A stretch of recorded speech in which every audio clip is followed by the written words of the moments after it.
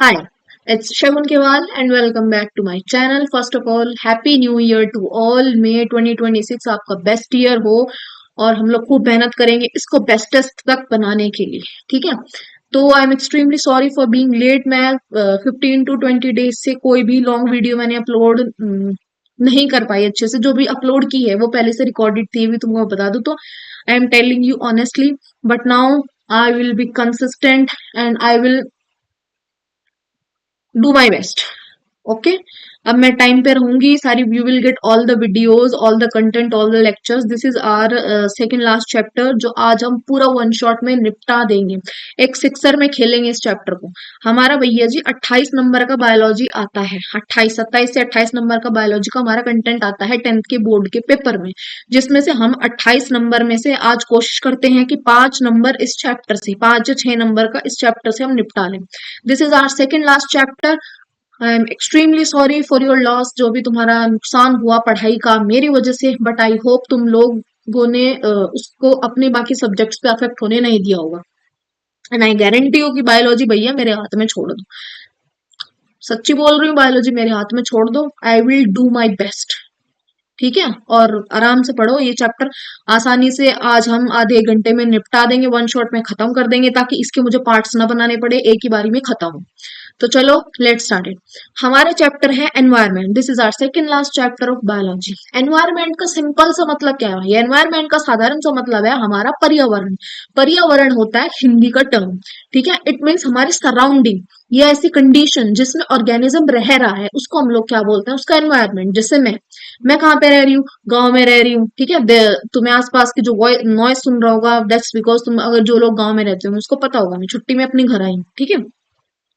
तो चलो ये तो छोड़ो। तो एनवायरनमेंट में हमारा बेसिक मतलब होता है हमारी सराउंडिंग। जैसे जिस तरह के एरिया में मैं रह रही हूँ वो मेरा एनवायरनमेंट है। जिस तरह के एरिया में तुम रह रहे हो वो तुम्हारा पर्यावरण, तुम्हारा एनवायरनमेंट है। कोई पहाड़ में रह रहा है, पहाड़ वाला उसका एनवायरनमेंट है। कोई डेजर्ट एरिया में रहता है, डेजर्ट एरिया वाला उसका एनवायरनमेंट है, उसका पर्यावरण है, उसकी कंडीशन है, जिस कंडीशन में वो सर्वाइव कर रहा है उसी को हम लोग क्या बोलते हैं? एनवायरनमेंट बोलते हैं, ठीक है। अब एक टर्म आती है हमारी इकोसिस्टम। इको एंड सिस्टम, ठीक है, याद रखो। इकोसिस्टम क्या होता है? जो इंटरेक्शन होती है किसके बीच में? Living and non living organisms के बीच में जो इंटरेक्शन होगी उसे हम लोग क्या बोलते हैं? इकोसिस्टम बोलते हैं। हमारे पास दो टर्म आती है, यहाँ ध्यान से सुनो। सबसे पहले इन टर्म्स का मतलब समझेंगे। एक आती है हमारी बायोटिक, एक आती है हमारी एबायोटिक। बायोटिक का मतलब होता है जो जीवित लिविंग ऑर्गेनिज्म होते हैं, या कोई भी लिविंग चीज जो है, ठीक है। चाहे वो इंसान हो, चाहे वो जानवर हो, चाहे वो माइक्रो ऑर्गेनिजम्स हो, कुछ भी, जो भी प्लांट्स हो, लिविंग जो होता है वो आता है हमारा बायोटिक के अंदर।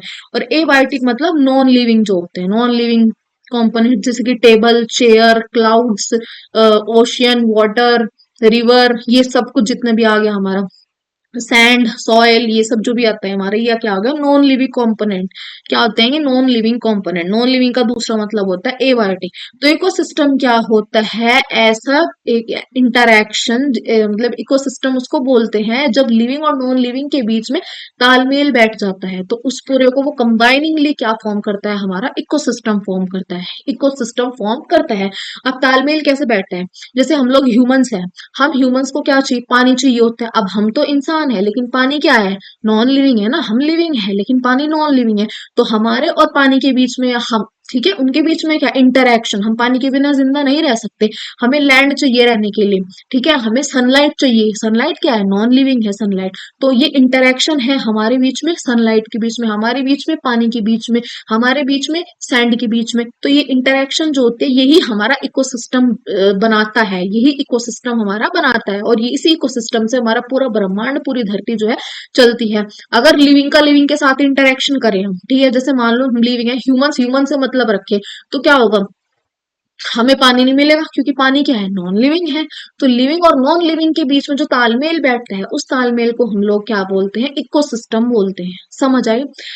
पहली टर्म थी एनवायरनमेंट। एनवायरनमेंट का सिंपल सा मतलब होता है ऐसी सराउंडिंग्स या कंडीशन जिसमें कोई भी ऑर्गेनिज्म रहता है। चाहे मैं रहती हूँ, तुम रहते हो, कोई भी प्लांट रहता है, कोई भी एनिमल रहता है, वो क्या होता है? हमारा एनवायरनमेंट होता है। और इकोसिस्टम क्या होता है? जीवित और, सॉरी, लिविंग और नॉन लिविंग कंपोनेंट्स, ये ऑर्गेनिज्म के बीच में जो इंटरेक्शन होती है उसे हम लोग क्या बोलते हैं, इकोसिस्टम बोलते हैं। जब लिविंग नॉन लिविंग के साथ इंटरेक्ट करना शुरू कर देगा उसे इकोसिस्टम बोलेंगे, और जब लिविंग लिविंग की सिर्फ हम बात करते हैं तो वो हमारा एनवायरमेंट कहलाता है। ठीक है।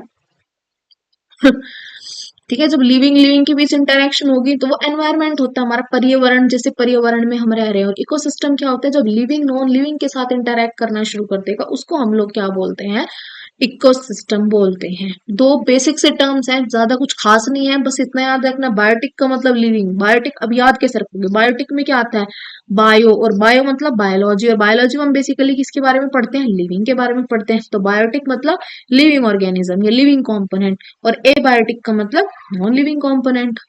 जब इन दोनों के बीच में तालमेल बैठ जाती है, ये दोनों एक दूसरे के साथ क्या करते हैं, इंटरेक्ट करते हैं, मतलब दोनों एक दूसरे के बिना काम नहीं कर सकते, नहीं जी सकते, तो उसे क्या बोलते हैं हम लोग, इकोसिस्टम। एक दूसरे के बिना नहीं जी सकते, I think it's a wrong statement, क्योंकि नॉन लिविंग को तो किसी चीज की जरूरत नहीं होती। हम इंसानों को, जानवरों को, पेड़ पौधों को पानी की जरूरत है, पानी को हमारी जरूरत नहीं है। समझ रहे, पानी थोड़ी ना जिंदा है कि वो कुछ खाएगा। तो ये एक तरफ का इंटरेक्शन होता है, लेकिन होता इंटरेक्शन है लिविंग और नॉन लिविंग के बीच में, उसी को हम लोग क्या बोलते हैं, इकोसिस्टम। ठीक है। अब हमारे पास इकोसिस्टम के कुछ कंपोनेंट्स होते हैं। क्या कंपोनेंट है, दो कंपोनेंट है, अभी बताया, बायोटिक और एबायोटिक। बायोटिक का मतलब लिविंग कंपोनेंट और एबायोटिक का मतलब नॉन लिविंग कंपोनेंट। तो बायोटिक के एग्जांपल क्या होते हैं, प्रोड्यूसर्स, कंज्यूमर्स, डीकम्पोजर्स। ठीक है, प्रोड्यूसर्स, कंज्यूमर, डीकम्पोजर्स क्या होते हैं, इन्हें मैं आगे बताऊंगी। एबायोटिक के एग्जाम्पल होते हैं एयर, सॉइल, वाटर, लाइट और ये टेम्परेचर। ये सारे के सारे क्या है, non living, they are non living components. ठीक है, कैसे कंपोनेंट्स हैं, they are non living components, और ये सारे के सारे हमारे लिविंग होते हैं। अब ये है क्या भला, आखिर प्रोड्यूसर क्या है, कंज्यूमर क्या है, डिकम्पोजर क्या है, ये क्या भला है भैया, इसको पढ़े। चलिए जी, इसको समझते हैं। आ जाओ, अब हमारे पास सबसे पहले इकोसिस्टम के टाइप्स।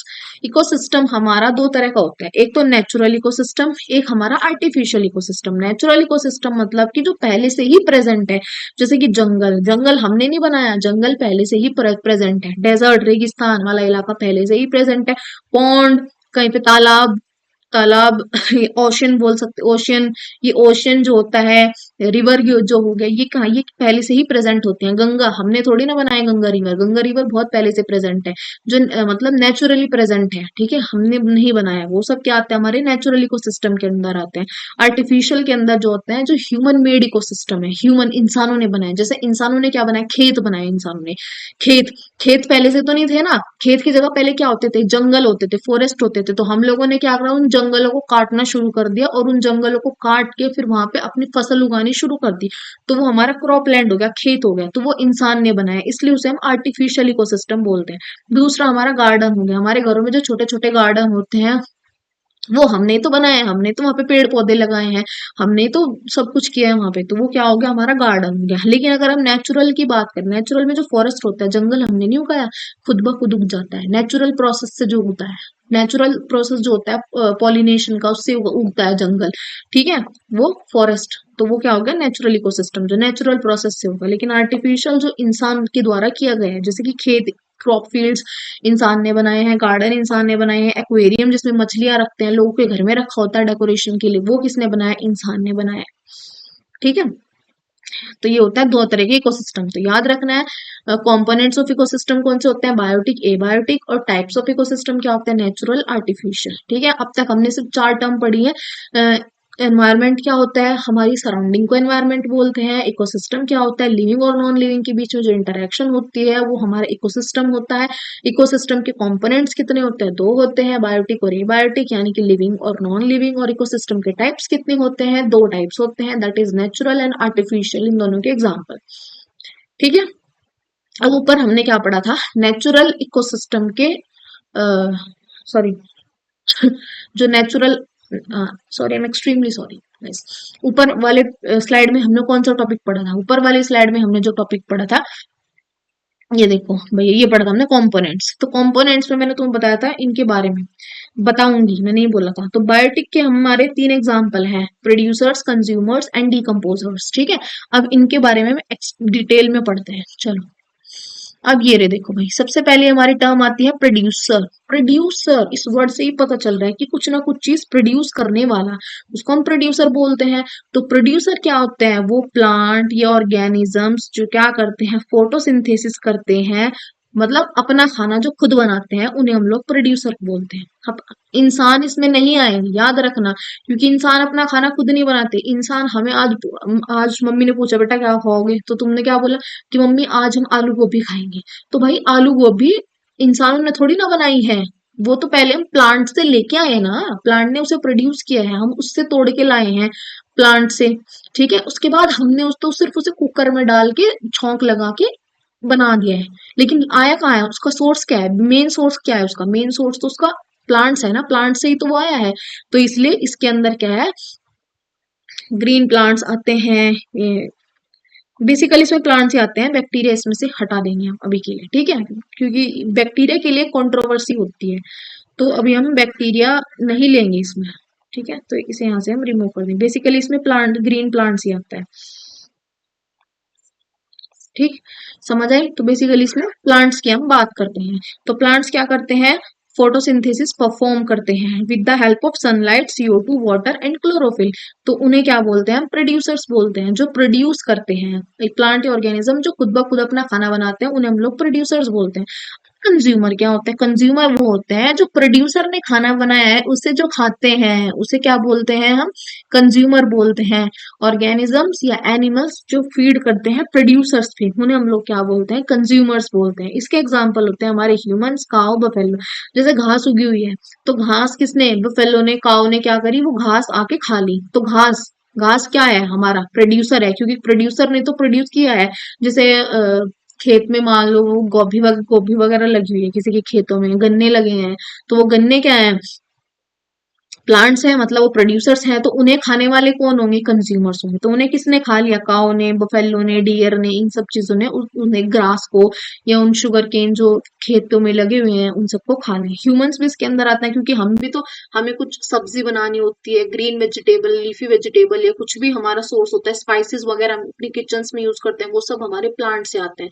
तो हम भी तो प्लांट्स के ऊपर ही फीड कर रहे हैं ना, एक तरीके से प्लांट को ही तो खा रहे हैं हम। और वो प्लांट कौन होते हैं? हमारे प्रोड्यूसर्स होते हैं, क्योंकि वही तो वो अपना पौधा प्रोड्यूस कर पा रहे हैं। ठीक है, अब ये जो कंज्यूमर है, ये हमारे तीन कैटेगरी में आते हैं। ये जो मैंने 1 2 3 लिखा है, इसका बेसिक मतलब होता है, 1 के ऊपर ये डिग्री है, स्मॉल सर्कल का साइन है, 2 के ऊपर डिग्री, और 3 के ऊपर डिग्री। ये जो सिंबल लिखे होता है ना बेटा, इसका मतलब होता है प्राइमरी, सेकेंडरी, टर्शरी। अगर तुम्हें 1 के ऊपर ऐसे लिखा मिला, इसका मतलब प्राइमरी। 2 के ऊपर लिखा मिल रहा है तो इसका मतलब सेकेंडरी, और 3 के ऊपर लिखा मिल रहा है तो इसका मतलब टर्शरी। ठीक है, तो हमारे पास तीन तरह के कंज्यूमर्स होते हैं, primary consumer, secondary consumer and tertiary consumer. इनके बारे में हम डिटेल में पढ़ेंगे, नीचे मैं तुम्हें बताऊंगी। ठीक है, अभी लास्ट में हम आते हैं डिकम्पोजर्स। डिकम्पोजर्स क्या करते हैं? अब तुम बोलोगे कि प्रोड्यूसर को खाने वाला कंज्यूमर था, तो कंज्यूमर को खाने वाला डिकम्पोजर होगा। नहीं जी, ऐसा नहीं होता। डिकम्पोजर्स वो होते हैं जो डेड प्लांट या एनिमल को खाते हैं। ठीक है, जिंदा को नहीं खाते ये। अभी तक जिंदा को खाना चल रहा था, अभी क्या करेंगे? मरे हुए को डिग्रेड किया जाएगा। तो डिकम्पोजर्स वो होते हैं जो डेड प्लांट या एनिमल के ऊपर फीड कर जाते हैं। तुमने देखा होगा कि रोड पे हम लोग जाते हैं, कोई भी डॉग या बफेलो या वो मरे हुए पड़े रहते हैं, तो उसके आसपास क्या होते हैं? कुछ दिनों के बाद तुम अगर वहां जाके देखोगे, पहले तो शुरू में तो डॉग्स रहते हैं वहां पे, क्योंकि वो जब ताजा ताजा कोई जानवर मरा होता है तो उस टाइम पे बेसिकली वहां पे उसको डॉग्स वगैरह मार देते हैं, ये जो भी रीजन होता है। लेकिन अगर तुम कुछ दिनों के बाद देखो, 3 4 दिन बाद, तो क्या होगा? उस जो बॉडी होती है, उस बॉडी में से स्मेल आनी शुरू हो जाएगी, बहुत गंदी स्मेल, उसमें से बदबू आनी शुरू हो जाएगी, क्योंकि वो बॉडी सड़ रही होती है। उसे सड़ा कौन रहा है? उसको सड़ा रहे होते हैं ये माइक्रोब्स। ये माइक्रोब्स उसको सड़ा रहे होते हैं, मतलब ये माइक्रोब्स मरे हुए ऑर्गेनिज्म को खा रहे हैं, चाहे वो कोई भी प्लांट हो, चाहे वो कोई भी एनिमल हो। ठीक है, तो उसे कौन खा रहे हैं? माइक्रोब्स खा रहे हैं उस मरे हुए प्लांट या एनिमल को। तो उन्हें क्या बोलते हैं? डिकम्पोजर्स बोलते हैं। जो मरे हुए प्लांट या एनिमल के ऊपर फीड करते हैं, उन्हें डिकम्पोजर्स बोलते हैं। इसका एग्जाम्पल होता है हमारा बैक्टीरिया, ईस्ट और फंगई, फंगस। ठीक है, अब डिकम्पोजर्स की एक सिंपल सा फंडा होता है कि डिकम्पोजर्स क्या करते हैं? कॉम्प्लेक्स ऑर्गेनिक सब्सटेंस को सिंपल इनऑर्गेनिक सब्सटेंस में ब्रेक डाउन कर देंगे। ठीक है, मतलब कि ये क्या करते हैं, जैसे कि कहीं पे स्पेस है, let me see guys, wait, चलो wait, let me tell you here, यहाँ पे बताती हूँ तुम्हें। देखो सिंपल सी बात है, ये कोई भी हमारा मान लेते हैं एक बफेलो थी, ये हमारी बफेलो थी। इस बफेलो ये बफेलो क्या हुई, मर गई। ये हमारी बफेलो थी, ये मर गई। जब ये बफेलो हमारी मर गई तो मरने के बाद इस पे क्या होंगे, माइक्रो ऑर्गेनिजम्स जो होंगे वो फीड करना शुरू कर देंगे। बैक्टीरिया वगैरह जो होंगे वो इस पे फीड करना शुरू कर देंगे। बैक्टीरिया इस पे फीड करेंगे। जब बैक्टीरिया इस पे फीड करेंगे, इसे खाना शुरू करेंगे, खाएंगे मतलब इसे छोटे छोटे हिस्सों में तोड़ना शुरू करेंगे। छोटे छोटे हिस्सों में जब ये टूटेगी, टूटने के बाद मतलब ये क्या था, पहले कॉम्प्लेक्स थी, बहुत कॉम्प्लेक्स। इस क्या था जो माइक्रोब्स इसे डिकम्पोज कर रहे हैं वो क्या थी, काफी कॉम्प्लेक्स थी पहले। इसकी जो बॉडी थी वो कॉम्प्लेक्स ऑर्गेनिक सब्सटेंस से मिलकर बनी हुई थी। तो अब ये जो माइक्रो ऑर्गेनिज्म होंगे ये इस कॉम्प्लेक्स को सिंपल में कन्वर्ट कर देंगे। किसमें, सिंपल सब्सटेंस में कन्वर्ट कर देंगे। कैसे सब्सटेंस होंगे लेकिन इस बार वो इनऑर्गेनिक सब्सटेंस। इनऑर्गेनिक सब्सटेंस का मतलब होता है, देखो कॉम्प्लेक्स ऑर्गेनिक सब्सटेंस का मतलब था कि जैसे उसकी बॉडी किस किस से मिलकर बनी होगी, उसकी बॉडी हमारी मिलकर बनी होगी स्किन से। स्किन में क्या होगा, ग्लूकोज होगा, फैट होगा। तो ये कैसे सब्सटेंस है, ये ऑर्गेनिक सब्सटेंस है।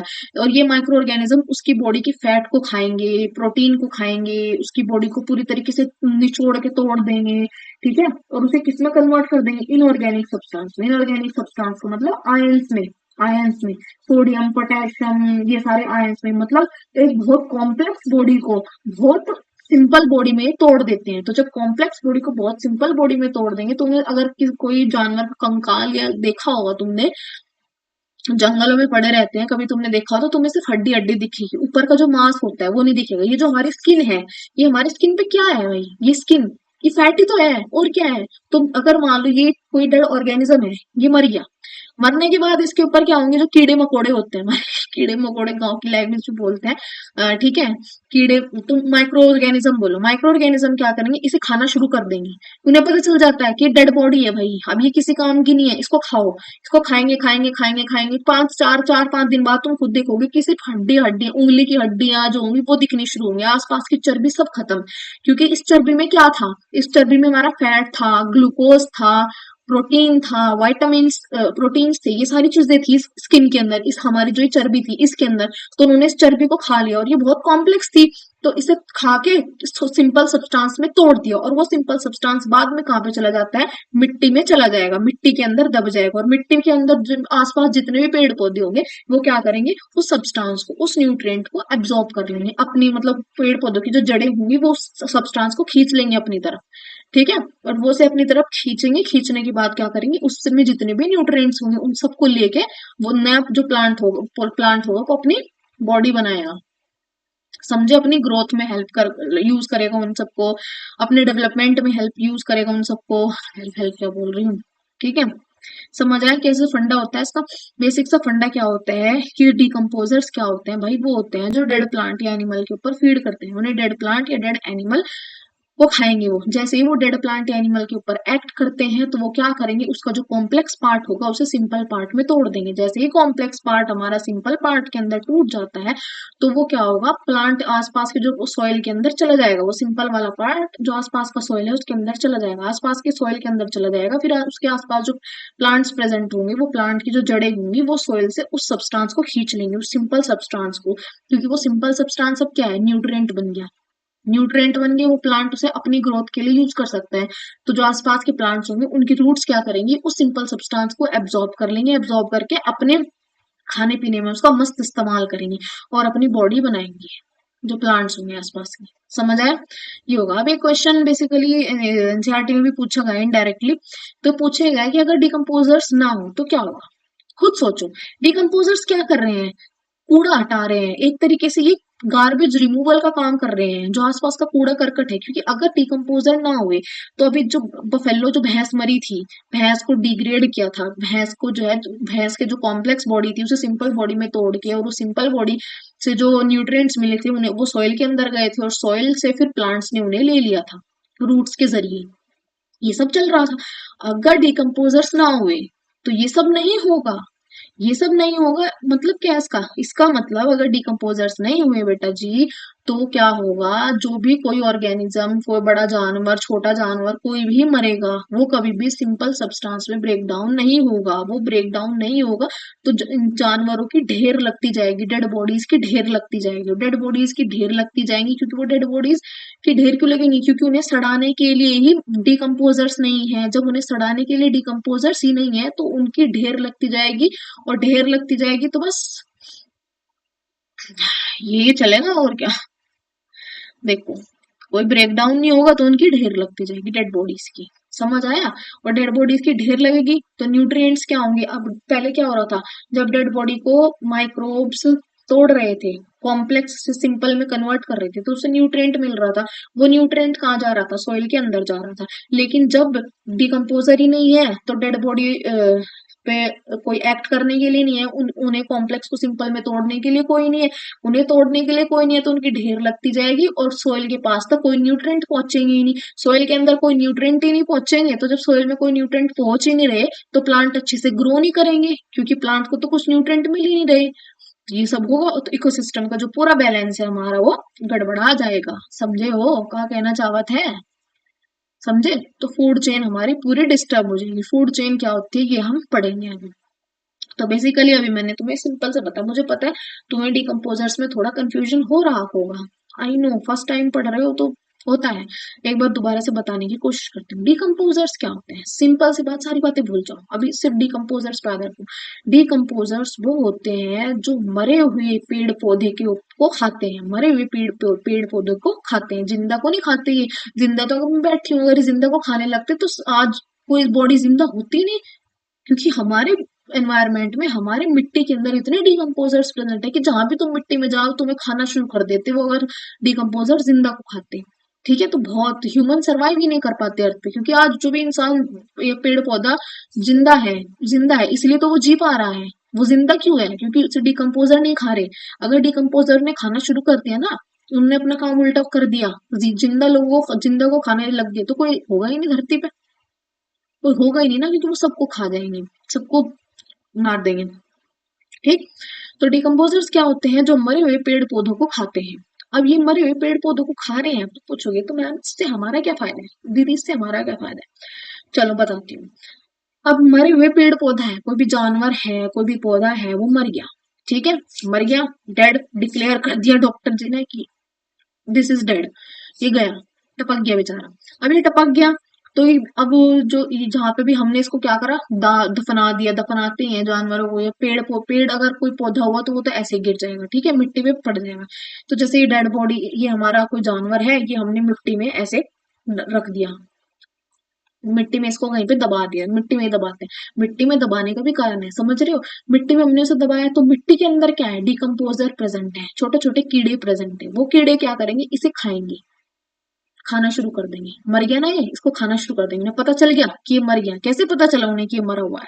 क्योंकि उसकी जो बॉडी है, सबसे पहली बात, उसकी बॉडी उस तरीके से फंक्शन नहीं कर रही जिस तरीके से करना चाहिए। ठीक है, उसकी बॉडी ने अपना सारा काम करना बंद कर दिया।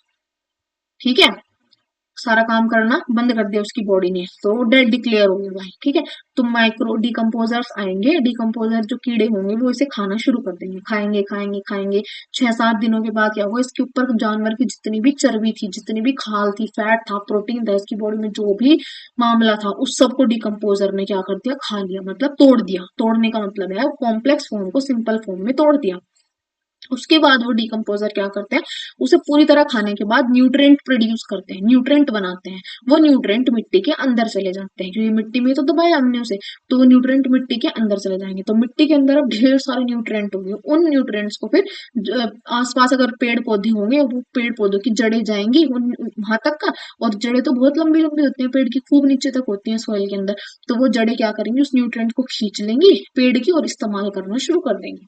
समझ आया? सिंपल से मतलब होता है, डिकम्पोजर क्या करते हैं? जो कोई भी मरा हुआ पेड़ पौधा होता है, इंसान या जानवर, कोई भी मरी हुई, कोई भी डेड फॉर्म जो होते हैं, उस डेड के ऊपर क्या करते हैं? जाते हैं, उसे खाना शुरू कर देते हैं। जब उसको पूरी तरह से उसकी फ्लैश को खा देते हैं, खा जाने उसके पूरा फ्लैश खाने के बाद वो क्या करेंगे, न्यूट्रिएंट प्रोड्यूस करते हैं। वो न्यूट्रिएंट सॉइल के अंदर चले जाते हैं। न्यूट्रिएंट जैसे ही सॉइल के अंदर गए, उसके बाद आसपास के जो पेड़ पौधे होंगे वो उन न्यूट्रिएंट्स को सॉइल से खींच लेते हैं अपने रूट्स के जरिए, और फिर उन्हें अपने फायदे के लिए इस्तेमाल करते हैं पेड़ पौधे। ठीक है, देख लो मरा हुआ भी कितना फायदेमंद है, कितना काम आ रहा है ना प्लांट्स के। तो इसलिए तो बोलते हैं जहां से लिया वापस वहीं चला जाता है, साइकिल चलती है भाई पूरी लूप। कैसे, कोई जानवर था, ठीक है, जानवर पैदा हुआ, सबसे पहले पैदा होने के बाद जानवर ने क्या करा, खाया पिया, अच्छा जिंदगी जी, उसके बाद वो मर गया। मरने के बाद मरा अब खाया पिया क्या था, जो प्लांट से लिया था उसने वही तो खाया पिया था। मर गया, मरने के बाद दोबारा सब कुछ प्लांट से चला गया, प्लांट्स के अंदर चला गया। प्लांट्स ने ले लिया, क्योंकि हमने भी तो प्लांट से ही खाया था। आज हम खा रहे हैं, ठीक है, हम खा रहे हैं, कल हम मर गए तो हमारी बॉडी कहाँ जाएगी, मिट्टी के अंदर। मिट्टी के अंदर गई बॉडी, तो बॉडी जब मिट्टी में चली जाती है, फिर वो ऐश राख बन के जाए, कैसे भी जाए, वो सब मिट्टी के अंदर जा रहे हैं, क्योंकि और मिट्टी के अंदर से कौन इस्तेमाल कर रहे हैं, प्लांट इस्तेमाल कर रहे हैं। प्लांट तो रूट से एब्जॉर्ब करते हैं ना, तो प्लांट्स उसे इस्तेमाल कर रहे हैं, तो प्लांट्स उससे इस्तेमाल कर रहे हैं। क्यों, क्योंकि हमने प्लांट्स का खाया था लेके, हम पेड़ पौधों से फल फ्रूट सब्जी ये सब लेके खाते थे। बाद में हमें भी में ही मिल जाना है, मिट्टी में ही मिल जाना है।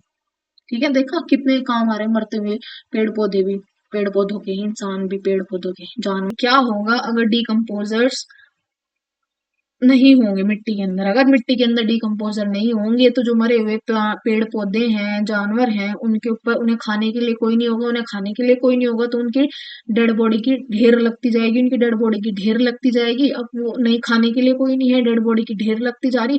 तो जब डिकम्पोजर का काम क्या होता है, न्यूट्रिएंट बनाना। जो भी मरा हुआ जानवर है उसे खाएंगे, खाने के बाद उससे न्यूट्रिएंट प्रोड्यूस करेंगे। अब डिकम्पोजर नहीं है तो न्यूट्रिएंट प्रोड्यूस नहीं होंगे, न्यूट्रिएंट अगर प्रोड्यूस नहीं होंगे तो मिट्टी में नहीं जाएंगे, मिट्टी में नहीं जा रहे तो भाई प्लांट उन्हें इस्तेमाल नहीं कर पा रहा, प्लांट इस्तेमाल नहीं कर रहा तो प्लांट की भी ग्रोथ नहीं हो पा रही। समझ आया, तो इकोसिस्टम पूरी तरह से हिल जाएगा। अब अगला टॉपिक है हमारा फूड चेन। फूड चेन एक सिंपल सी टर्म है, ऊपर भी आई थी। फूड चेन का सिंपल सा मतलब होता है एनर्जी का ट्रांसफर होना, एक ऑर्गेनिज्म से दूसरे ऑर्गेनिज्म के अंदर एनर्जी का ट्रांसफर होना, इसे हम लोग बोलते हैं फूड चेन। ऑर्गेनिजम्स कह लो या ट्रॉफिक लेवल कह लो, इसका सिंपल सा मतलब है एनर्जी क्या होती है। मैं हूं, मैंने आज क्या खाया, मान लीजिए भाई मैंने आज आ, क्या बोलते हैं दाल चावल खाए। दाल और चावल मुझे कहाँ से मिले, प्लांट से मिले।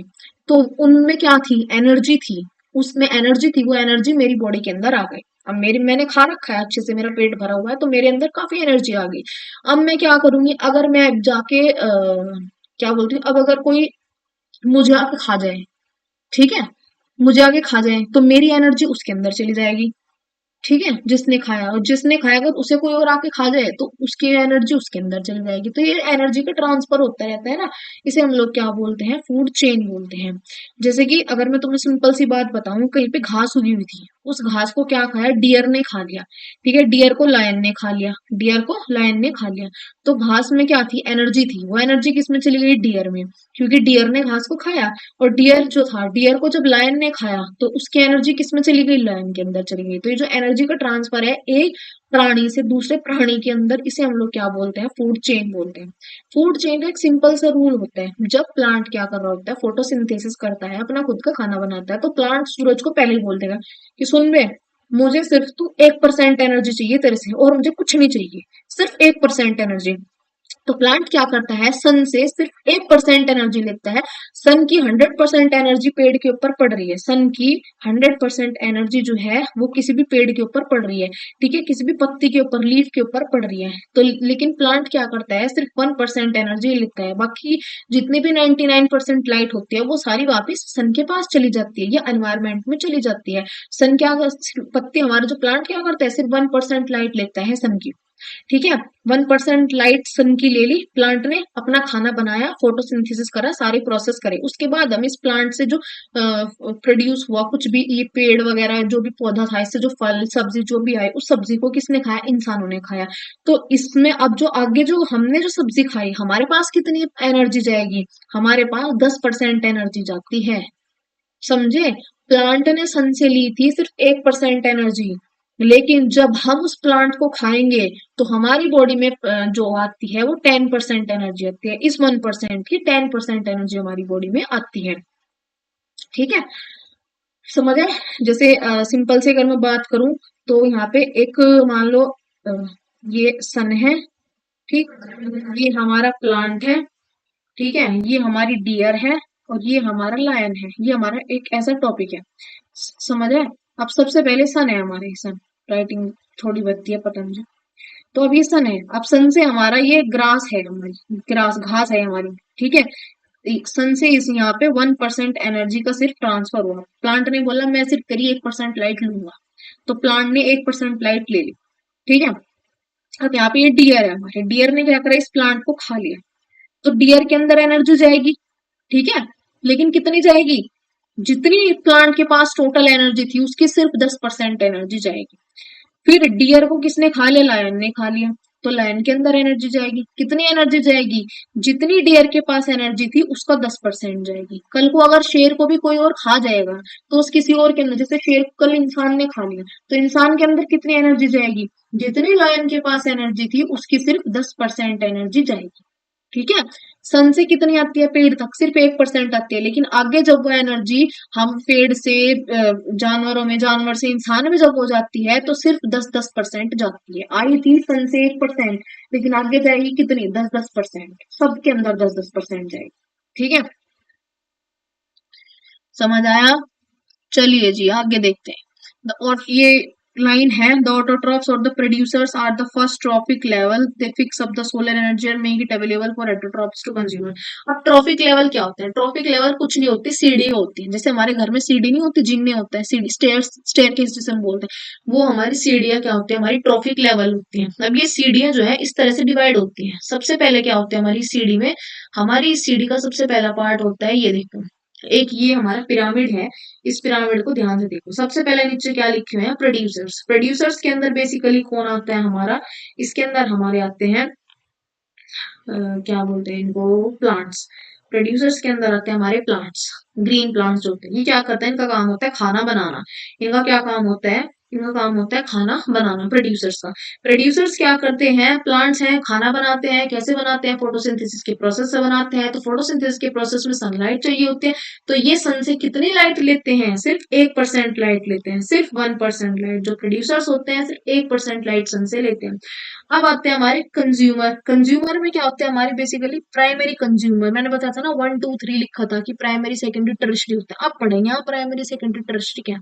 फिर आते हैं हमारे कंज्यूमर। कंज्यूमर में सबसे पहला आता है हमारा प्राइमरी कंज्यूमर। प्राइमरी कंज्यूमर वो होते हैं जो डायरेक्ट प्रोड्यूसर को खाते हैं। प्रोड्यूसर मतलब प्लांट, प्लांट को डायरेक्ट खाने वाले होते हैं हमारे प्राइमरी कंज्यूमर। जैसे कि इसका एग्जाम्पल हम ले सकते हैं डियर। इसका एग्जाम्पल क्या ले सकते हैं हम? डियर। डियर जो हिरण है, हिरण ने किसे खाया? प्लांट को खा लिया। दूसरा होता है हमारा सेकेंडरी कंज्यूमर। सेकेंडरी कंज्यूमर का एग्जांपल ले सकते हैं हम लोयन। सेकेंडरी कंज्यूमर क्या करता है? प्राइमरी कंज्यूमर को खाता है, ठीक है, जैसे लोयन ने डियर को खाया। फिर आता है टर्शरी कंज्यूमर। टर्शरी कंज्यूमर का एग्जांपल हम ले सकते हैं ह्यूमन। क्या? ह्यूमन ले सकते हैं, इंसान। हमने क्या करा? लोयन को खा लिया, समझ में आया? तो अब यहाँ जो ऊपर मैंने पढ़ाया तुम्हें सिंपल सा, वो क्या समझाया था कि सबसे पहले एनर्जी, सन से एनर्जी आती है प्रोड्यूसर के पास। कितनी एनर्जी, कितनी लाइट आती है? 1% लाइट आती है। फिर इस 1% का जब डियर क्या करेगा? इस प्लांट को खाएगा, तो डियर के अंदर 10% चली जाएगी। फिर जब लोयन इस डियर को खाएगा तो इसके अंदर भी 10% चली जाएगी। और जब ह्यूमन इस लोयन को खाएगा तो ह्यूमन के अंदर भी 10% एनर्जी चली जाएगी। तो ऐसा एनर्जी का 10-10% ट्रांसफर होता है। लेकिन सन से प्लांट तक जो आती है वो सिर्फ 1% आती है, ठीक।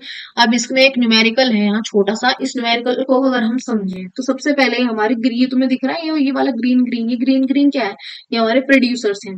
प्रोड्यूसर के पास सन से एनर्जी आई, कितनी आई? मान लो इन्होंने दे दिया हमें कि 2000 किलो कैलोरी आई, ये यूनिट होती है।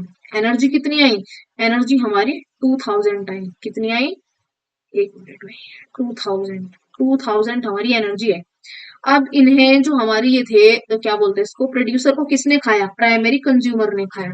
तो प्राइमरी कंज्यूमर के पास कितनी एनर्जी जाएगी? इसकी 10%। तो इसकी 10% अगर मैं निकालूं तो 2000 इंटू 10/100, समझ आया? दो जीरो से दो जीरो गया, सिंपल मैथ्स लग गया, तो यहाँ पे कितनी होगी 200। तो इसका मतलब प्राइमरी कंज्यूमर के अंदर सिर्फ 200 एनर्जी होगी, 200 किलो कैलोरी एनर्जी होगी।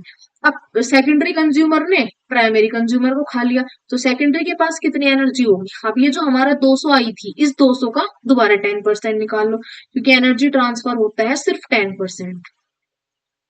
तो इसका 10% अगर मैं निकाल लूं तो मेरे पास कितनी बची, सिर्फ 20, 20 किलो कैलोरी। तो 20 किलो कैलोरी एनर्जी जाएगी। अब यहाँ पे था टर्शरी कंज्यूमर, इसने किसे खा लिया, इसने हमारे सेकेंडरी कंज्यूमर को खा लिया, तो इसके पास कितनी एनर्जी जाएगी, 20 इंटू 10/100।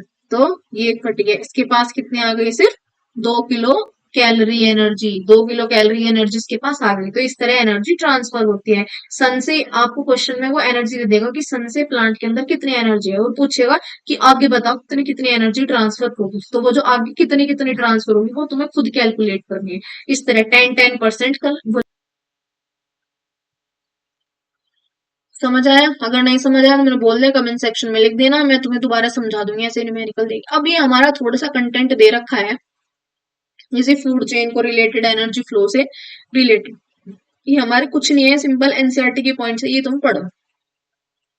ऑटोट्रॉफ्स क्या करते हैं, एनर्जी को कैप्चर करते हैं सन से, सन से एनर्जी पड़ी। ऑटोट्रॉफ्स का मतलब यहाँ पे सिंपल प्रोड्यूसर्स हैं, जो अपना खाना खुद बना रहे हैं। प्रोड्यूसर्स या ऑटोट्रॉफ क्या करते हैं, सन से एनर्जी लेते हैं, ठीक है, और लेने के बाद उसे केमिकल एनर्जी की फॉर्म में कन्वर्ट कर देंगे। अब ये जो एनर्जी होती है, जो केमिकल एनर्जी होती है, ये क्या होता है, प्लांट इस्तेमाल करता है अपना खाना बनाने के लिए। फिर ये एनर्जी ऑटोट्रॉफ को किसने खाया, हेटेरोट्रॉफ ने खाया, उसमें चली जाती है। उसके बाद हेटेरोट्रॉफ को, जब वो हेटेरोट्रॉफ मर जाएगा, मतलब कि जब हमारा टर्शरी कंज्यूमर जो होते हैं वो मर जाते हैं, उन्हें मरने के बाद कौन खाएगा, उन्हें मरने के बाद खाएगा डिकम्पोजर। तो ये एनर्जी चली जाएगी डिकम्पोजर के अंदर। समझ आई। तो अब इसमें सिंपल सा है कि जब एक फॉर्म ऑफ एनर्जी दूसरी फॉर्म में बदलती है तो कुछ एनर्जी एनवायरमेंट में लॉस्ट हो जाती है, कुछ एनर्जी क्या होगा, प्लांट ले लेता है, क्योंकि 100% एनर्जी का ट्रांसफर नहीं होता। इसीलिए तो हमने बताया कि जब सूरज से रोशनी, सूरज की किरणें धरती पे पड़ती हैं, सूरज की किरणें पेड़ पौधों पे पड़ती हैं, तो पेड़ पौधे सिर्फ 1% ही लाइट ले पाते हैं, क्योंकि 99% लाइट जो होती है वो हमारे एनवायरमेंट में खो जाती है। 99% लाइट क्या होता है, इधर उधर भी खट जाती है, और चीजें के पास चली जाती है, एनर्जी का लॉस हो जाता है, लाइट का लॉस हो जाता है। इसलिए सिर्फ प्लांट्स तक 1% लाइट आ पाती है, ठीक है। इसी तरह जब हमने क्या करा, प्लांट्स को खाया, तो हमारे अंदर प्लांट के पास जितनी लाइट पहुंची उसकी सिर्फ 10% लाइट ही हमारे पास पहुंच पाएगी, क्योंकि बाकी की 90% लाइट जो होगी इधर उधर यूज हो जाएगी, प्लांट इस्तेमाल कर देगा, खर्च कर देगा, या फिर एनवायरमेंट में चली जाएगी, आसपास पर्यावरण में चली जाएगी, कहीं भी यूज हो सकती है वो। ठीक है, लाइट बोल लो या एनर्जी बोल लो। देखो ये रहा, ये 1% दे दिया, 1% वाले ये पढ़ रहे हो, यहाँ पे 10% बोल दिया। ठीक, तो हर लेवल पे, हर एक लेवल पे क्या है, 10-10% ट्रांसफर हो रही है एनर्जी। लेकिन सन से प्लांट तक कितनी आ रही, सिर्फ 1%, और लेवल पे कितनी जा रही, 10%। इतना याद रख लो, सारे क्वेश्चन कर दोगे। फ्लो ऑफ एनर्जी क्या होता है, यूनिडायरेक्शनल। यूनिडायरेक्शनल मतलब कि जो एनर्जी जा रही है वो एक ही डायरेक्शन में जा रही है, एक दिशा में जा रही है। ऐसे तो नहीं कंज्यूमर से प्रोड्यूसर, प्रोड्यूसर से फिर सन तक भी एनर्जी पहुंच रही, नहीं, एनर्जी कहाँ से आ रही, सन से प्रोड्यूसर तक, प्रोड्यूसर से कंज्यूमर तक, ऐसे एनर्जी जा रही है, एक डायरेक्शन में एनर्जी का फ्लो हो रहा है। जैसे ऊपर वाला हमारा क्वेश्चन था, तो इसमें जो एनर्जी का फ्लो है वो ऐसे है, ठीक है, ना कि ऐसे, ऐसे नहीं है, सिर्फ ऐसे एक डायरेक्शन में, हमेशा एनर्जी प्रोड्यूसर से ही ऊपर की तरफ जाती है, ठीक है। तो ये हमारे सिंपल से कुछ पॉइंट्स दिए हुए हैं, इन्हें आप पढ़ सकते हैं। ये 10% एनर्जी का ये सब।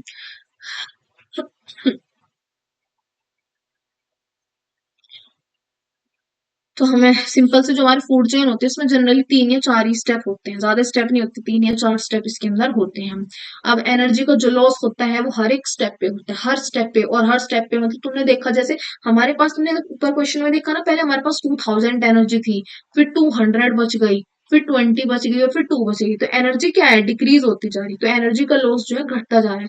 अब तुम एक बात देखो, जैसे मान लो हमने क्या करा, हाँ, कोई भी प्लांट था, कोई प्लांट के अंदर कोई बीमारी थी, किसी भी पौधे के अंदर कोई बीमारी थी, उससे जो सब्जी वगैरह बन रही थी, हमने ज्यादा ध्यान नहीं दिया, उसके अंदर वो हल्की मात्रा में वो बीमारी थी, हमने उस सब्जी को क्या करा, मान लो हमने नहीं बोलते, हम बोलते हैं डियर ले लेते हैं, डियर ने क्या करा, उस फल को, उसकी फल को खा लिया, तो डियर के अंदर वो खाना गया, तो मतलब उस पौधे के अंदर जो कीड़े वगैरह थे, जो भी बीमारी थी, वो डियर के अंदर भी चली गई। ठीक है। अब डियर के अंदर जो बीमारी है, गई पहुंच गई। अब डियर को किसने खाया? लायन ने। तो लायन के अंदर भी वो बीमारी चली गई। जब एनर्जी जाएगी तो बीमारी भी तो जाएगी भाई, ट्रांसफर तो हो गई ना। और जब उस लायन को किसी इंसान ने खाया तो इंसान के अंदर भी वो बीमारी चली गई। तो बीमारी देख रहे हो तुम, ऐसे ही माइक्रो ऑर्गेनिज्म मतलब कि बीमारियां भी ट्रांसफर होती हैं इस तरह, एक जानवर से दूसरे जानवर तक या इंसान तक ऐसे ट्रांसफर होती रहती हैं। जब कोई दूसरे को खाएगा तो उसके अंदर तो डिजीज जाएंगी ना। तो ऐसे ही ये ट्रांसफर होती रहती है, जैसे एनर्जी का ट्रांसफर होता है उसी तरह से डिजीज का भी ट्रांसफर होता रहता है। ठीक है। और ये जो ट्रांसफर बीमारी कभी भी खत्म नहीं होती, बढ़ती चली जाती है, ऊपर तक बढ़ती चली जाएगी। समझ आया? अब क्या है, ये तो हमने सिंपल सी बात थी। तुम बोलोगे फूड चेन में क्या होगा? कुछ नहीं था। नीचे प्रोड्यूसर बैठे थे, ऊपर कंज्यूमर बैठे थे, प्राइमरी सेकेंडरी टर्शरी ऐसे बैठे थे, और बस खत्म हो गई। ये फूड चेन थी। एक फूड चेन में हमने पढ़ लिया कि 3 या 4 ही स्टेप होते हैं बस। ठीक है। और सिर्फ 10% एनर्जी का ट्रांसफर होता है हर एक स्टेप पे। ये 3 बेसिक पॉइंट थे फूड चेन के जो हमने पढ़ लिए। लेकिन सिर्फ फूड चेन से थोड़ी ना काम चलेगा। हमारे पास एक टर्म आती है जिसे हम बोलते हैं फूड वेब। फूड वेब होता है जब बहुत सारी फूड चेन एक साथ, हम मतलब बोल रहे हैं एक साथ कनेक्शन, इंटर कनेक्शन हो जाए जब उनके अंदर सारी फूड चेन जब आपस में कंबाइन हो जाए तो वो क्या बना लेती है? Food web. वेब मतलब जाला, फूड का जाल बना लेती है। ठीक है। अभी तक तो चेन थी, चेन मतलब स्ट्रेट लाइन। अब ये जो स्ट्रेट लाइन थी, ये बहुत सारी स्ट्रेट लाइन आपस में मिल गई, तो देखो इन्होंने क्या बना लिया? एक जाला बना लिया। इसे क्या बोलते हैं? फूड वेब बोलते हैं। तो फूड वेब में ये सबसे पहले फूड चेन के एग्जांपल हैं। ये जंगल के अंदर की फूड चेन दिखाई, देखो भाई, ट्री, डियर, लायन ऐसे। तो यहाँ से यहाँ तक एनर्जी जाएगी 10%, यहाँ से यहाँ तक एनर्जी जाएगी 10%। अगर पेड़ के अंदर कोई बीमारी है तो वो बीमारी डियर में पहुंच जाएगी, डियर्स को फिर लोयन खाएगा तो वो लोयन के अंदर पहुंच जाएगी। ठीक है। लेकिन प्लांट के पास कितनी लाइट आई? सिर्फ 1%। और यहाँ पे कितनी जाएगी? 10% जाएगी। इसी तरह यहाँ पे कितनी जाएगी? 10%, 10%, 10%, और ये 10%। ये है हमारी ग्रास लैंड की फूड चेन का एग्जाम्पल। यहाँ पे भी कितनी जाएगी? 10%, 10%, 10%। कल को वो तुम्हें कहीं की भी फूड चेन उठा के दे दो और बोले बताओ एनर्जी, सिर्फ 10% वाला फॉर्मूला लगाना है। मतलब कि जो जितनी भी एनर्जी दी है उसकी मल्टीप्लाई 10/100 से कर देंगे। ठीक है। और सॉल्व कर लेंगे। बेसिक कैलकुलेशन तो आपको आती होगी। अब एक सिंपल से यहाँ पे वो दे दिया हमें कि सबसे पहले सनलाइट होती है, सनलाइट से हमारी एनर्जी आती है। कितनी एनर्जी सनलाइट से? सिर्फ 1% एनर्जी आती है। किस तक? प्रोड्यूसर तक। प्रोड्यूसर से को फिर हर्बीवोर खाते हैं, हर्बीवोर के पास कितनी जाती है? 10%। फिर उसे कार्निवोर खाते हैं, उसके पास भी 10%। फिर उसे टॉप कार्निवोर खाते हैं, 10%। फिर उसे डिकम्पोजर खाते हैं, उसके पास भी 10% जाएगी। समझ आया? कैसे चलता है? 10-10% ट्रांसफर होगा। सन से प्रोड्यूसर तक आती है सिर्फ 1%। यहाँ पे क्या होगी? सारे को 10-10% एनर्जी ट्रांसफर होगी। हर्बीवोर मतलब घास खाने वाले जानवर, कार्निवोर मतलब मांस खाने वाले जानवर, और टॉप कार्निवोर कैसे हो गए? जैसे इंसान, जो शेर को भी खा सकते हैं, और ज्यादा मांस खाने वाले जानवर। ठीक है। ठीक। अभी हमारा सिंपल सा फूड वेब का एक डायग्राम है। देखो कितनी सारी फूड चेन जुड़ी हुई है आपस में, एक जाला बना दिया इन्होंने। ठीक है। और देखो शुरू कहाँ से हो रही? सारी पेड़ से ही शुरू हो रही है, प्लांट से ही स्टार्ट हो रही है, क्योंकि प्लांट ही तो प्रोड्यूसर होते हैं। समझे? अब देखो, due to many food chain there is accumulation of chemical a toxin in soil which is not always removed और washed away from the soil. अभी बताया था इतनी सारी फूड चेन है, कोई एक दूसरा एक दूसरे को खाने में लग रहे हैं, तो अगर किसी के अंदर कोई बीमारी भी होगी वो दूसरे के अंदर भी ट्रांसफर होती चली जाएगी। जैसे मैंने तुम्हें बताया था, मान लो पेड़ के अंदर कोई बीमारी है, उस पेड़ को डियर ने खा लिया, डियर के अंदर वो बीमारी चली गई। मान लो डियर के अंदर पहले से भी कोई बीमारी थी, या कोई गंदा केमिकल डियर की बॉडी में था, उसने कोई गंदा पानी पी लिया उसके अंदर, फिर वो इतनी सारी गंदगी, प्लांट की गंदगी भी उसकी बॉडी में इकट्ठी हो गई, उसे लोयन ने खा लिया, लोयन के अंदर और ज्यादा गंदगी चली गई। समझ आया? तो ऐसे, तो ये जो टॉक्सिन होते हैं, ये केमिकल है, इनका ट्रांसफर होता जाता है एक जानवर से दूसरे जानवर तक, और जो लास्ट में खाता है उसके पास सबसे कम एनर्जी पहुंचती है, और उसके पास सबसे ज्यादा गंदगी पहुंचती है। सबसे कम एनर्जी, सबसे ज्यादा गंदगी उसके पास पहुंचती है। टॉक्सिन केमिकल सबसे ज्यादा उसके पास पहुंचते हैं। ठीक। इसलिए तो हम लोग बोलते हैं कि जो हमारे फूड ग्रेन्स होते हैं, जैसे wheat, rice, vegetable, fruits and even meets, इनके अंदर बहुत ज्यादा मात्रा में पेस्टिसाइड्स मिलते हैं, तो हमें इन्हें अच्छे से वॉश करके खाना चाहिए। अब इन पेस्टिसाइड्स के इस्तेमाल की वजह से हमारा जो एनवायरनमेंट है वो भी अफेक्ट हो रहा है। हमारा एनवायरनमेंट मतलब हमारी सराउंडिंग भी अफेक्ट हो रही है। कैसे अफेक्ट हो रही है? सबसे पहली बात, बीमारियां बहुत ज्यादा बढ़ रही है। तुमने देखा होगा ना आजकल एसिडिटी की प्रॉब्लम बहुत कॉमन है। एसिडिटी की सबसे कॉमन प्रॉब्लम होती है हमारी एसिडिटी। क्यों? क्योंकि हम खेतों में पेस्टिसाइड्स पेस्टिसाइड्स, हर्बिसाइड्स, ये सारी चीजें यूज कर रहे हैं, स्प्रेज मार रहे हैं चीजों, खाने की फलों पे, सब्जियों पे स्प्रे कर रहे हैं। उन स्प्रे की वजह से क्या हो रहा है? वो स्प्रे क्या है? केमिकल ही तो है। वो केमिकल उस फल के अंदर घुस रहा है, उसकी कीड़े वगैरह को मारने के लिए। चल, कीड़ा तो मर गया, लेकिन वो केमिकल तो अंदर रह गया ना, प्लांट के, उस फ्रूट के, उस वेजिटेबल के अंदर केमिकल तो रह गया। अब वो केमिकल, उस वेजिटेबल को हम पकाएंगे तो वो केमिकल क्या होगा? हमारे खाने में आएगा। साफ सीधी बात है। तो खाने में हम उस केमिकल को खाएंगे, हमारी बॉडी अलग तरीके से रिएक्ट करेगी कि अरे ये क्या आ गया तेरे अंदर, तो बीमारियां करेंगी। समझ रहे हो? तो बेसिक बेसिक जो एसिडिटी की प्रॉब्लम, अल्सर्स वगैरह, ये चीज, इतनी डायबिटीज, ये बहुत कॉमन हो चुकी है। ये इस सब की कारण ही है।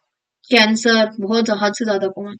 तो अब इसकी वजह से और क्या असर हो रहा है एनवायरनमेंट पे? एक तो हमारी बॉडी पे असर हो रहा है, दूसरा हमारी ओजोन लेयर पे असर हो रहा है। ओजोन लेयर क्या होती है भाई? ओजोन लेयर होते हैं हमारी प्रोटेक्शन। जिससे जो बड़े बड़े सेलेब्स होते हैं, सेलेब्स वो क्या हायर करते हैं? बॉडी गार्ड्स हायर करते हैं अपनी प्रोटेक्शन के लिए। बड़े बड़े मंत्रियों के पास, नेताओं के पास भाई बॉडी गार्ड होते हैं, अपना ऐसे चार चार होंगे गन लेके बढ़िया चलते हैं। ठीक है। तो ओजोन लेयर डिप्लीशन की अगर मैं बात करूं, तो ओजोन लेयर डिप्लीशन हो रहा है। ओजोन लेयर क्या होती है? ओजोन लेयर एक ऐसी परत होती है जो हमारे अर्थ को प्रोटेक्ट करती है। ये हमारे अर्थ के चारों तरफ एक लेयर बना लेती है, ओजोन लेयर लेयर बना लेती है, और ये लेयर हमारे अर्थ को क्या करती है? प्रोटेक्ट करती है। इस लेयर को हम बोलते हैं ओजोन लेयर। हमारे अर्थ के चारों तरफ एक ऐसा गोल गोल लेयर होती है जो हमारे अर्थ को बचाती है। किससे बचाती है? जो हमारा सूरज होता है ना, सूरज से सन से बहुत हार्मफुल रेज, बहुत हार्मफुल किरणें आती हैं। सूरज कितनी सारी लाइट फेंक रहा है हमारी अर्थ पे, इसके पास बहुत हार्मफुल लाइट्स भी होते हैं। तो उन हार्मफुल लाइट्स, वो हार्मफुल लाइट्स डायरेक्ट सन पे ना, अर्थ पे ना पहुंचे, जिसकी वजह से जो हम इंसान है, अगर ये सूरज की रोशनी हमारे अर्थ पे डायरेक्ट कभी नहीं पड़ती, अगर ये डायरेक्ट पड़ती होती ना, तो हर इंसान को आज कैंसर हो, स्किन कैंसर, हर इंसान को आज स्किन कैंसर होता है। क्योंकि इसकी जो सनलाइट होती है, सनरेज होती है, वो बहुत खतरनाक होती है। तो हमारे पास क्या आती है? इसलिए हमारी अर्थ के चारों तरफ, हमारी अर्थ ने क्या कर लिया? हम सबको बचाने के लिए एक लेयर बना लिया अपने चारों तरफ, जिसे ओजोन बोलते हैं। ओजोन की लेयर। ये ओजोन की लेयर क्या करती है? बहुत थोड़ी सी लाइट को अर्थ तक आने देती है, बाकी सारी लाइट को यहाँ पे जमा कर लेगी। जमा कर लेगी या तो, या फिर ऐसे रिफ्लेक्ट करके वापस भेज देगी। जो सन से आ रही है ना, उसे वापस सन के पास ही भेज देगी रिफ्लेक्ट करके। सिर्फ बहुत थोड़ी लाइट अंदर तक आती है, वरना ज्यादातर बाहर निकल जाती है, बाहरी एनवायरनमेंट में चली जाती है। तो ये ओजोन लेयर का काम होता है। सन से जो लाइट आती है उसे हम यूवी लाइट बोलते हैं, यूवी रेज बोलते हैं। बहुत खतरनाक रेज होती है ये रेज, स्किन कैंसर का कॉमन कॉज होती है। अब ये ओजोन लेयर बनी कैसे? कोई ये तो समझाओ। तो मैं बताती हूँ तुम्हें ओजोन लेयर क्या होती है। देखो, ओजोन जो है ना, वो एक जहर होता है। ओजोन क्या है? एक जहर है, डेडली पॉइजन, मार देने वाला, मतलब जानलेवा जहर है एक ओजोन। हमें पता है हमारे एनवायरनमेंट में ऑक्सीजन प्रेजेंट होती है। ऑक्सीजन जिससे हम सांस लेते हैं उसका फॉर्मूला O2 होता है। ठीक है। अब ओजोन का फॉर्मूला होता है O3। ये O3 बहुत खतरनाक चीज है, मार देने वाली चीज है, डेडली पॉइजन है, एक जहर है। ठीक है। दर्दनाक मौत देने वाला एक जहर होता है ओजोन। ठीक है। लेकिन क्या होता है, ये ओजोन हमारे बड़े काम का है, हमारे अर्थ के लिए बहुत काम का होता है ये जहर। ये जहर क्या करता है? जैसे ही सूरज की किरणें पृथ्वी पे पड़ती हैं, तो ये जो ओजोन वाला जहर होता है, ये इन किरणों को वापस भेज देता है, जिसकी वजह से मात्र बहुत ही कम किरणें हमारी पृथ्वी तक, हमारी अर्थ तक पहुंच पाते हैं। ज्यादातर वापस टकरा के उस जहर से चली जाती है, क्योंकि जहर है भाई, वो चली जाएंगी। ठीक है। अब हमें पता है कि अर्थ पे जिंदा रहने के लिए हमें ऑक्सीजन की बहुत ज्यादा जरूरत होती है। ठीक है। अब जो अर्थ, हमारे जो सूरज की किरणें हैं, वो बड़ी खतरनाक होती है। मैंने बताया ना, स्किन कैंसर कर सकती हैं ह्यूमन के अंदर। देखो ये ओजोन जो होगा, अब ओजोन में क्या होता है? सबसे पहले ओजोन से जो सन से जो यूवी किरणें आती हैं, यूवी लाइट आते हैं, वो यूवी लाइट हमारी हवा में जो ऑक्सीजन है उसके ऊपर उड़ती हैं, और उस ऑक्सीजन के O2 को किसमें तोड़ देंगी? O और O में। दो O थे ना, O2, दो O थे, तो एक एक O में तोड़ देंगी ये किरणें। ये यूवी लाइट, सन से जो किरणें आ रही हैं, वो क्या करती हैं? हमारी हवा में जो ऑक्सीजन प्रेजेंट है, वो इन्हें तो इसमें तोड़ देती हैं, O प्लस O में तोड़ देंगी। अब यहाँ से एक O उठता है, और हवा में जो बाकी ऑक्सीजन प्रेजेंट है उसके साथ जुड़ जाता है, और क्या बना लेगा? ओजोन बना लेगा। तो देखा कितने तुक्केबाजी में बनाई। इन यूवी लाइट की मदद से ही हमारा ये जहर बना, और यही जहर अब हमारी रक्षा कर रहा है। और ये यूवी लाइट आई कहाँ से? ये यूवी लाइट हमारे सन से आई। तो सन के कारण ही हमारा ये जहर बना, और सन के कारण ही ये जहर ही अब हमें बचा रहा है। लेकिन जितना ज्यादा आज हम एनवायरमेंट में पोल्यूशन कर रहे हैं, जो हमने अपनी अर्थ की हालत कर दी ना, उसकी वजह से ये जो जहर है ये कम होता जा रहा है। जितनी हमारी मदद कर रहा था ना, अभी ये बहुत कम मदद करता जा रहा है। हमारी जो ओजोन की लेयर है ना, ये टूटती जा रही है बीच बीच से, जिसकी वजह से ज्यादा सनलाइट अंदर आ रही है हमारे पास तक। ज्यादा सनलाइट अंदर आ रही है तो कैंसर होने के चांस बहुत हद से ज्यादा बढ़ते जा रहे हैं। समझ आए? तो ये दो इक्वेशन तुम्हें याद होनी चाहिए कि ओजोन लेयर बनती कैसे है। सबसे पहले हवा में जो हमारे आसपास जो ऑक्सीजन है सराउंडिंग में, उसके ऊपर सन की सूरज की किरणें पड़ती हैं, उस O2 को और O में तोड़ देते हैं। कौन सी किरणें पड़ती हैं? यूवी लाइट पड़ती है। ठीक है। फिर ये जो ऑक्सीजन टूटता है, ये टूटा हुआ ऑक्सीजन पूरे बड़े वाले ऑक्सीजन के साथ मिलता है और कौन सी क्या बना लेता है? ओजोन बना लेता है, O3 की फॉर्मेशन कर देता है। अब देखो, अब क्या होता है, the amount of ozone in the atmosphere began to drop sharply in the 1980s। 1980 में ओजोन जो है उसकी वो बहुत तेजी से गिरना शुरू हुआ था। ये जो डिक्रीज था ये किसकी वजह से होता था? क्योंकि हम क्लोरोफ्लोरोकार्बन्स का इस्तेमाल करते थे, जिन्हें हम रिफ्रिजरेंट्स मतलब फ्रिज के अंदर और जो हमारे फायर एक्सटिंग्विशर्स हैं उनके अंदर यूज करते थे। किन्हें? क्लोरोफ्लोरोकार्बन को। तो 1980 के अंदर एकदम से देखा गया कि ओजोन की जो लेयर है वो बहुत जल्दी खत्म होती जा रही है। ऐसे इसलिए हो रहा था क्योंकि उस टाइम पे 1980 में क्लोरोफ्लोरोकार्बन का इस्तेमाल बहुत ज्यादा बढ़ गया था फ्रिज के अंदर। ठीक है। या जो फायर एक्सटिंग्विशर्स हैं उन सब के अंदर बढ़ गया था। तो फिर 1987 में जो हमारा यूएनईपी थी, एक यूएनईपी एक प्रोग्राम अरेंज किया गया था। ये प्रोग्राम सक्सेसफुल हुआ था, जिसमें क्या किया था, क्लोरोफ्लोरोकार्बन के इस्तेमाल को बैन कर दिया गया था, फ्रीज कर दिया गया था। ठीक है। तो आज के टाइम पे जो भी फ्रिज बनाने वाली कंपनी है उन सबको स्ट्रिक्ट ऑर्डर दे दिए गए थे कि आप सीएफसी का इस्तेमाल नहीं करेंगे अपने फ्रिजों में। अपने जो फ्रिज बनाएंगे उसमें सीएफसी नहीं यूज करेंगे, क्योंकि ये बहुत ही खतरनाक थी। इसकी वजह से एकदम से ओजोन लेयर का डिप्लीशन शुरू हो गया था।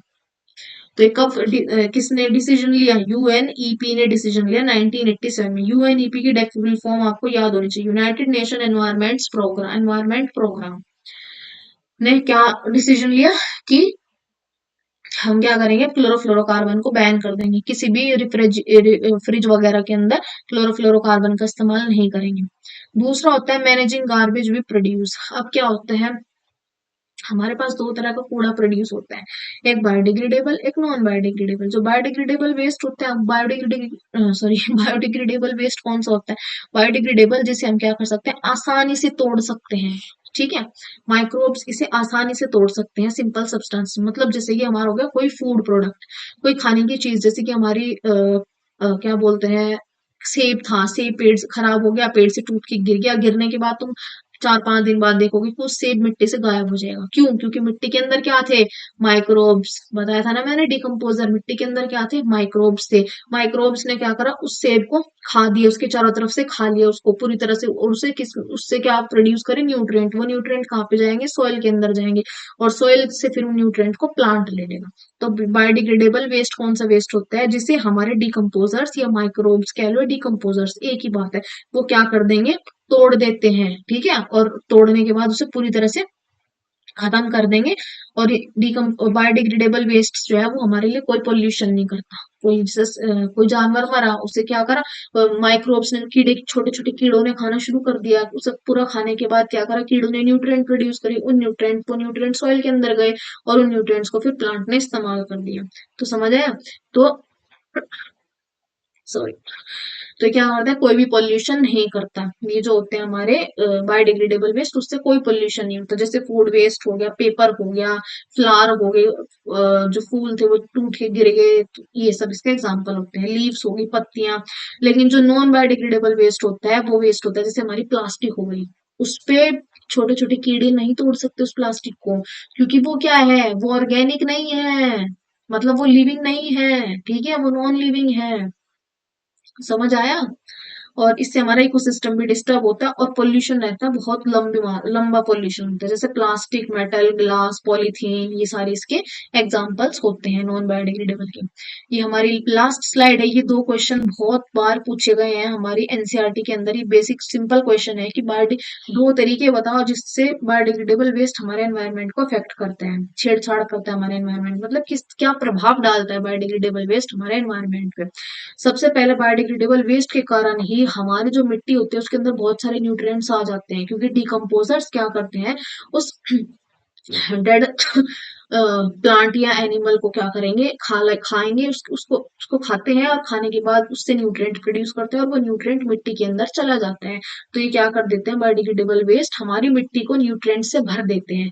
दूसरा क्या होता है कि अगर कुछ मात्रा में ठीक है, लेकिन बहुत अत्यधिक मात्रा में, अगर बहुत एक्सेस अमाउंट में बायोडिग्रेडेबल वेस्ट इकट्ठा होना शुरू हो गया, तो क्या होगा, उससे पोल्यूशन बढ़ जाएगा, पोल्यूशन होने के चांसेस हैं। वैसे तो इससे नहीं होते, लेकिन अगर बहुत ज्यादा मात्रा में प्रोड्यूस हुआ तो पोल्यूशन होने के चांसेस हैं।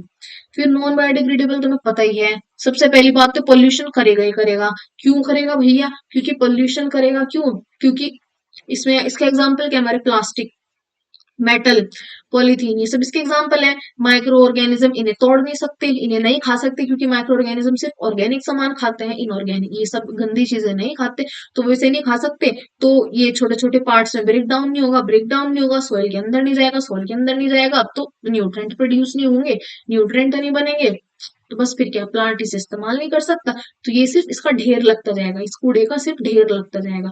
और इसके ढेर लगने की वजह से क्या होगा, ग्लोबल वार्मिंग होगी और ओजोन लेयर का डिप्लीशन होगा ही होगा। ठीक है। दूसरे, इकोसिस्टम के बैलेंस को पूरी तरह डिस्टर्ब कर देगा। तीसरा, ये एनिमल या एक्वेटिक लाइफ को भी हार्म कर देगा।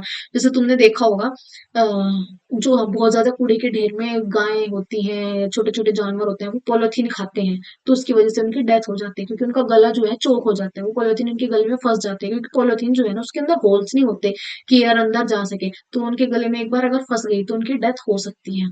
ये 110% चांसेस है कि उनकी डेथ हो जाएगी। तो इस तरीके से। और फिर होता है बायोलॉजिकल मैग्निफिकेशन। बायोलॉजिकल मैग्निफिकेशन मतलब बीमारियां बहुत ज्यादा बढ़ेंगी, बीमारियों का एक्यूमुलेशन बहुत ज्यादा होगा। ठीक है, समझ आया इनकी वजह से।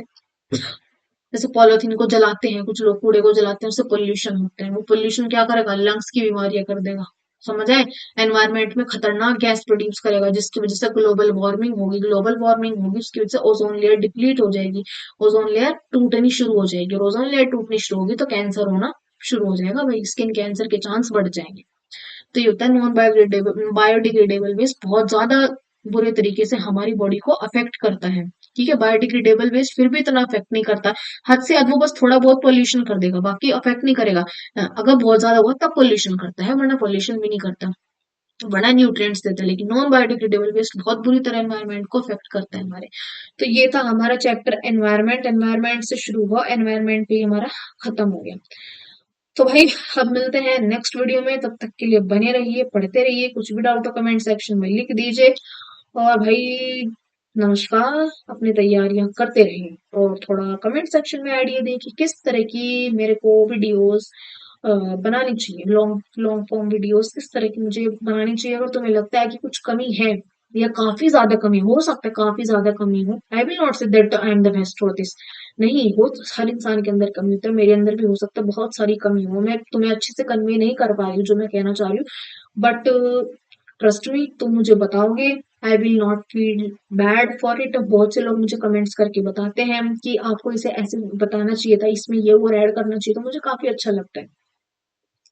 ठीक है, काफी अच्छा लगता है, क्योंकि आई नो मैं इसी से इम्प्रूव करूंगी। तो अगर तुम्हें लगता है कि वो थोड़ा और चटपटा सा कंटेंट होना चाहिए, क्या होना चाहिए, तो प्लीज लेट मी नो, मैं उसी हिसाब से अपना वो करूंगी। और अभी डिस्टरबेंस के लिए काफी ज्यादा सॉरी, क्योंकि you know I am at my home, और घर पे तो डिस्टरबेंस होता ही होता है भाई। तो चलिए, मिलते हैं नेक्स्ट वीडियो में, तब तक के लिए जय हिंद, जय भारत, बने रहिए हमारे साथ, और अपनी पढ़ाई पर पूरा ध्यान दीजिए, फोकस कीजिए। ठीक है, अभी बाकी कुछ टाइम टेबल से रिलेटेड वीडियो जानना हो तो बताना जरूर, हाँ? ठीक है, या सैंपल पेपर वगैरह से रिलेटेड कुछ जानना हो तो भी बताना जरूर, आप ही की सेवा में बैठे हैं हुजूर। तो चलिए, बाय बाय।